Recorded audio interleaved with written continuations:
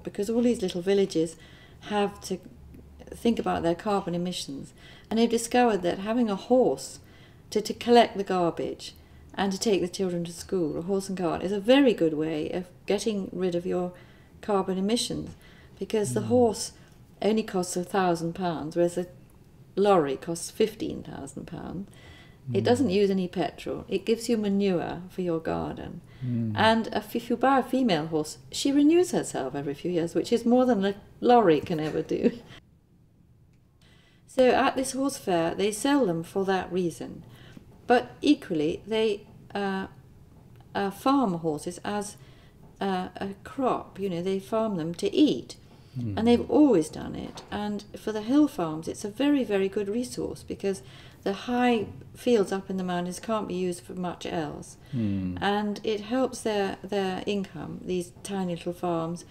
And it's helped the survival of the heavy horse. There are 9 different heavy horses in France now who are flourishing, which wouldn't do otherwise. These are very beautiful golden horses, sort aren't they? We find it heartbreaking because, of course, we have this taboo about eating horse meat, which is a very Anglo-Saxon thing. I mean, nobody knows really where it comes from, but some people say we used to worship the horse. You know, we have white horses all over our hillsides, carved into the chalk. But we've exported this taboo to all the Anglo-Saxon, English-speaking countries like America. Americans don't eat horse meat, nor do the Canadians, nor do the Australians. But they do eat it unwittingly when they go to France and have steak tartare, don't they? Because that is generally horse meat, isn't it? It is. It's much more... And very good it is too. Because John Burgess started Pig Earth with an extraordinary description of the killing of a cow, I wanted to go to see the killing of a pig in January, when they do this, the cold part of the year, when no flies are around, in order to write my introduction. And you, who know much more about what killing pigs involves, were a bit squeamish. But because I was going, you said, OK, well, I'll come too.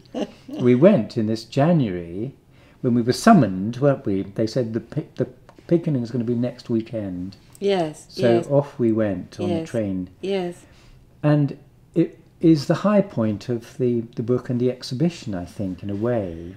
Yes, I think it's an incredibly important moment, and if we hadn't gone, actually we were very lucky too, because it was deep January, freezing cold weather, and during the killing that day when the pig was killed, it started to snow, and in fact it snowed really heavily all through the night, and we got amazing landscape pictures of the country in the snow, which we would never have got otherwise. The strange thing is that although it is so high up and remote, the snow has been absent for quite a few years. Yes, it has, which is a mystery. You know, this whole thing of the difference between climate change and weather is very confusing. But anyway, they did have a very hard winter that winter, and we did get it, which was wonderful for our book.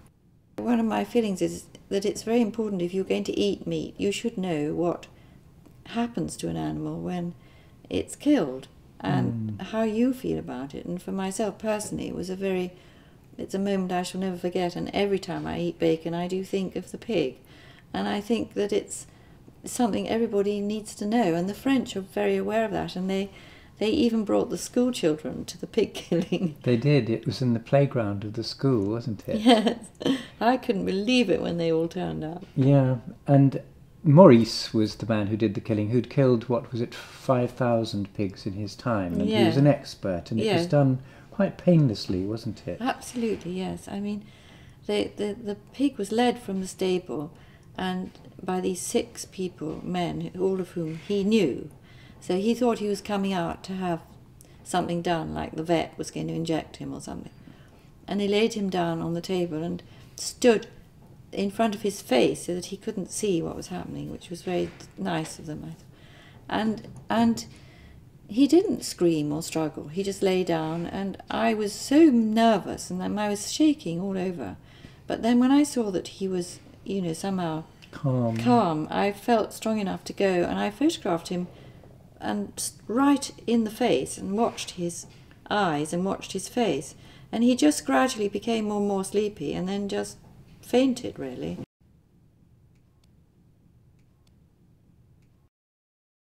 There's another side to this, of course. This was happening in the early morning, in the darkest time of the year, and you were able to record it because by then you were using a digital camera. Yes, I mean, there are all these pros and cons of the different systems, but the marvellous thing about the digital camera is, as everybody knows probably in this audience, is that you can change the film speed as you go along. So you just have one camera. In the old days, I would have had 3 or 4 around my neck, one for fast film, one for the outside, one for negative, one for colour. And you just have one camera and you adjust to wherever you are. So in the stable, it's pitch dark. And then as you come out, you change the film speed and you can just take it through the whole process without ever changing cameras. And I just could not have done those pictures in the old days with the film speed that I had. So it was, huge advantage, and it made me very flexible. I could move around, go inside, come out, do all these things. So I was very happy with and I could also look on the back and see what I was getting. Yeah. Because, of course, in the old days, you wouldn't know till you got home whether you got it or not, And that was quite something. It's the difference between knowing where you are creatively and if you're getting what you want to get, and if not, how to improve it. So creatively, I think it's a marvellous tool, a new marvellous tool. It's a new medium. One of the other things that struck me about watching you work was that many of the gifts of a photographer are under the line, as it were. Is that the right expression? They're not to do with technique or knowledge of cameras and films. They're to do with knowledge of people. I've always thought that an essential ingredient of a good curator is low cunning, and it turns out that this is essential for photographers as well. I found being a woman photographer quite an advantage, really, because the French peasant is a very frugal creature, and they are very self-sufficient, and they love to make everything they need and grow all the food they need, and they hate to spend money.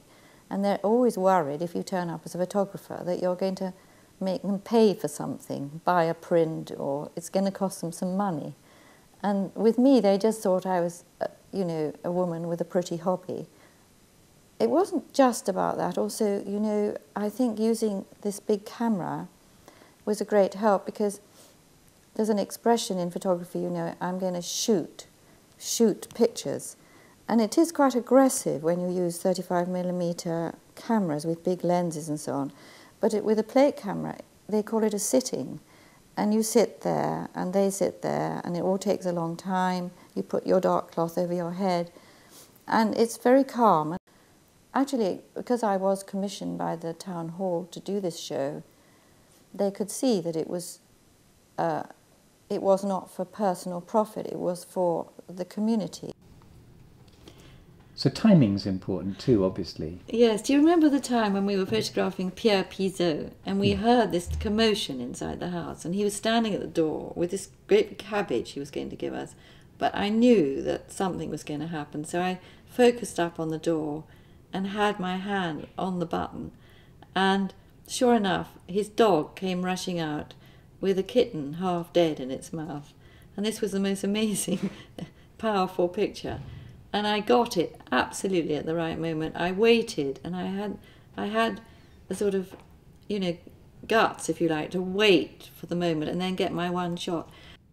And that is something, you have to have nerves of steel, and you have to have very good timing. And that's quite an art which you learn over a period of time, I think. Yes, I remember Monsieur Pizot saying, "Oh, he's only playing with it." These farmers are under threat from the European Union regulations because they are imposing standards of hygiene which are really quite unnecessary under the circumstances. And in my opinion, the whole problem could be resolved with packaging, because if it says on the package, this is an artisan cheese, then you are making your own choice. As long as people know what they're buying, why shouldn't we choose an artisan cheese if we want to? Why should we be forced to have it taken away from us. This is my position. As long as it's labelled and it's there and you know what you're eating, it's your own risk. And if you ask a French person and they say, 200 people died last year from food poisoning, and they say, that's fine, they died for France.